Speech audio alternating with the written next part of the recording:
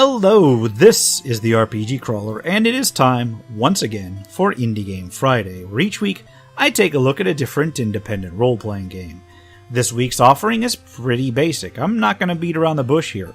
It is a barely there roguelike with retro stylings, but one that's available on a budget. Herald of the Depths was developed and published by JC Games and was released on Steam on April 30th, 2019. Herald of the Depths is a bit of a callback to the old school in terms of graphics, resembling something akin to a DOS game or something similar, an early DOS game at that. As far as gameplay goes, it strips away roguelike complexity to present a very basic style of play more akin to the arcade games of that era, but with level advancement, quests, and so forth. As far as plot goes, it is the simplest of simple. The Herald, or the main character, goes into a dungeon.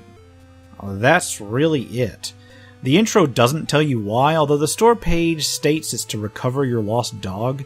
I suppose that's as good a reason as any. I mean, you can't leave your dog in a dungeon full of monsters, right? Poor thing. Anyway, when you start the game, you select a faction to join, either the Earls of Light or the Occult. You then select a race between human, reptile, dwarf, aphid, and rock.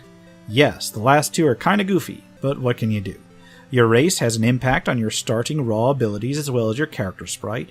You then select a class between farmer, archer, apothecary, mage, and princess. Again, this has an impact on your character sprite, although I haven't been able to determine whether it impacts gameplay further on. Finally, you select a starting item between flame amulet, locket, ice necklace, magic wand, and a pebble. This may adjust your starting raw abilities as well. You have the option to just select a random character instead, which randomizes all the settings. Once you're in the game, you are met with a very early DOS style of map in which you can see the current area as well as a few things of note. On the left-hand side are the weapon that you have equipped and any special skills that can be used with that weapon. On the bottom is a health gauge and a mana gauge. Pressing tab allows you to inspect your character's raw ability scores themselves, which each have an effect on a different aspect of the game. Each ability score is usually in the sum form of decimal and rather than whole numbers, and they either have an effect on damage scaling, defense scaling, or modifying your hit points or mana, or in some cases just modifying how you interact with the game. The ability scores are strength, dexterity, wisdom, charisma, perception, and endurance. Characters also have an experience total, a level complete with old school style level title, total health, melee and range damage, mana, then magic and damage resistance. While playing the game, you maneuver with the cursor keys and can press space to switch between ranged and melee attack options. Characters don't have equipment sets per se, except regarding various magic items they can pick up and invoke just once. Each weapon set, however, has a basic attack that can be executed simply by walking in the direction of the monster, as well as 3 other special attacks that recharge based on the number of steps that you've taken. These special attacks may consume mana, while ranged attacks consume an arrow from a limited pool each time you use the ranged attack. Fortunately, these arrows are generally dropped by monsters that they strike, so once you've beaten a monster, you can refresh your quiver simply by picking them up again. Every 4th basic attack also has a freezing effect, which freezes your target in place, allowing for a quick breather if necessary. The game map screen has various terrain tiles, monsters represented by sprites, as well as items that can be picked up. Areas that your character hasn't been yet are covered by a fog of war.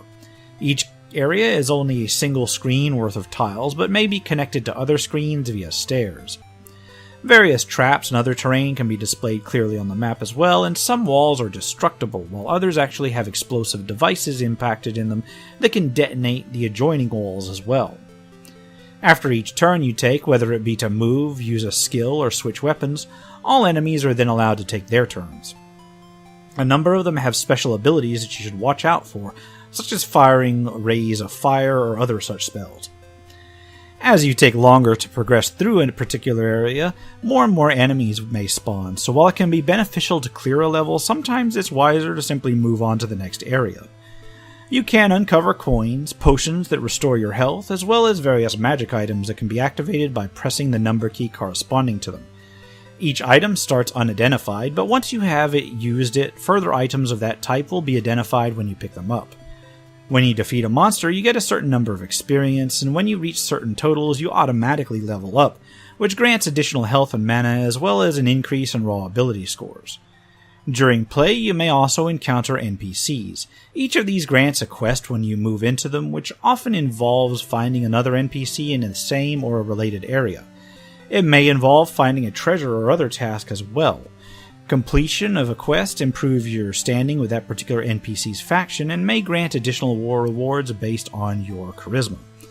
I should note that I'm not quite sure what all of the various factions do or the effect of having a high standing with them. You may also find treasures during play, not just simple gold coins or the like, but something resembling an entire altar. Stepping onto it gives a choice of a pretty sizable bonus to one of a few sets of abilities. Once defeated, you are given a summary of what killed you, and then you're returned immediately to the title screen. Like most old-school roguelikes, this does mean that you have a permadeath mechanic. There's no real persistent improvements to be had, so many runs may end up with you simply being relatively quickly done in by monsters. Graphically, as I've mentioned, the game resembled something out of the early DOS era. The music does as well. I found that the music was catchy, however it does get old very quickly.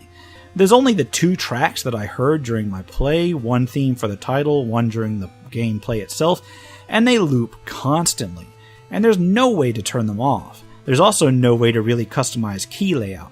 Fortunately, there's not much to customize, but the option might have been nice.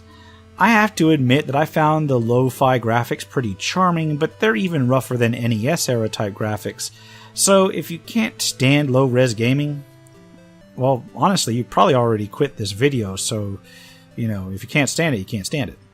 That having been said, I found the actual gameplay to be pretty amusing, with just enough advancement to bring back the old-school roguelike feels, without requiring as much thought to play. The game also has the price going for it. As of this recording, the full price is under $1, at least in the United States, and I got it on sale, so it was even less than that. I figure that at least that much fun playing it, I think I got that, so it was worth the price to me. While definitely not for everyone, it's a pretty competent little budget offering. And hey, what other game lets you play as a rock princess or as an aphid magician? And on that note, I will leave it off here. As always, I will put a link to the store page in the description below.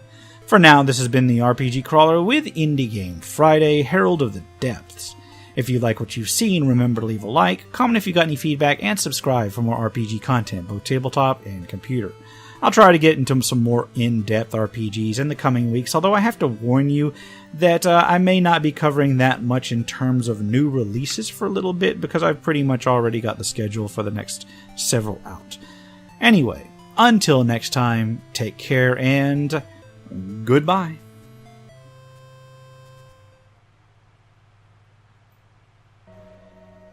And if you're still watching this far, I'd like to take a moment to thank those who have supported this channel via Patreon or direct donations throughout the years, without which this channel could not have lasted as long as it has.